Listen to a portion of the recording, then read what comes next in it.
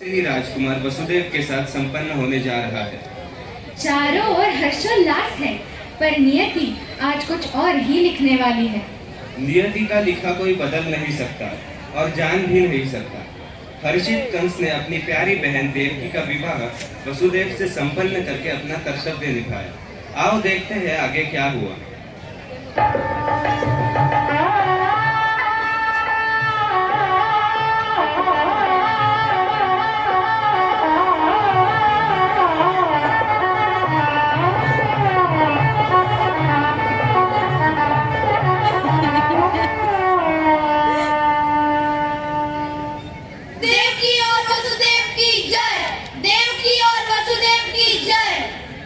बहन देवकी, आज मैं बहुत खुश हूँ।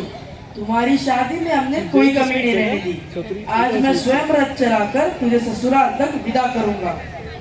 आपका बहुत धन्यवाद भ्राता। ऐसा सौभाग्य किसे मिलता है? आज मैं बहुत खुश हूँ। वसुदेव, हमने अपनी बहन तुम्हें सौंपी है, इसका हमेशा ध्यान रखना।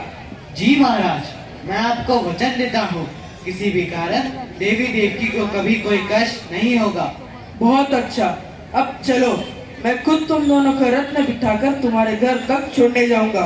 यही सम्मान है।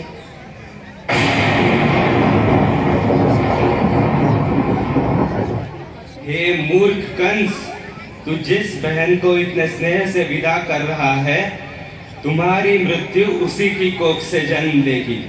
देवकी की 8वीं संतान, देवकी की 8वीं संतान तुम्हारा काल बनकर आएगी और वही संतान बड़ी होकर तुम्हारे समस्त पापों का हिसाब लेगी। अब समय आ गया है तुम्हारे कर्मों का फल भुगतने का। ये कौन बोल रहा है? क्या ये आकाशवाणी हुई? और उन्होंने क्या कह दिया? और वह भी महाराज कंस के बारे में? क्या देवकी की 8वीं संतान महाराज का काल बनकर आएगी? क्या मुझे मारेगा? कंस को? ये कैसे संभव है?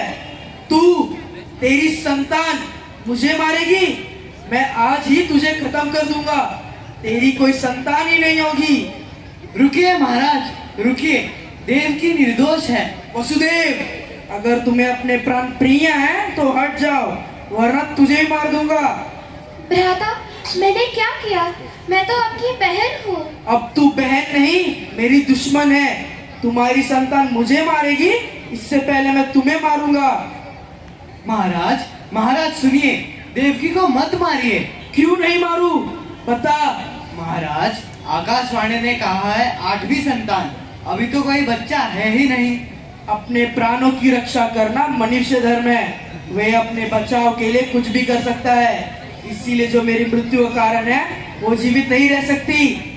मैं आपको वचन देता हूँ, देवकी को छोड़ दीजिए। मैं महाराज शूरसेन का पुत्र वसुदेव प्रतिज्ञा करता हूँ, देवकी की हर एक संतान का जन्म होते ही स्वयं आपको सौंप दूंगा।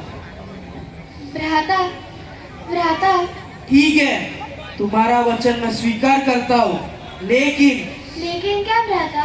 लेकिन मैं तुम दोनों को आजाद भी नहीं छोड़ूंगा। तुम दोनों को कैद में रहना होगा। जब भी बच्चा होगा मैं उसे खत्म कर दूंगा। जैसे आपकी आज्ञा महाराज। सिपाहियों, इन दोनों को कैद में डाल दो।